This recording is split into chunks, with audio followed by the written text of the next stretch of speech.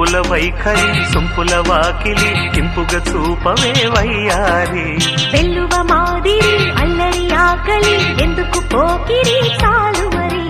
మోవిని మగతావిని ముడివేయనీయవా కాదని అనలేనని గడియైనాగవా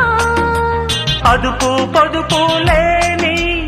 ఆనందం కావాలి హద్దు పద్దు లేని ఆరాటం ఆపాలి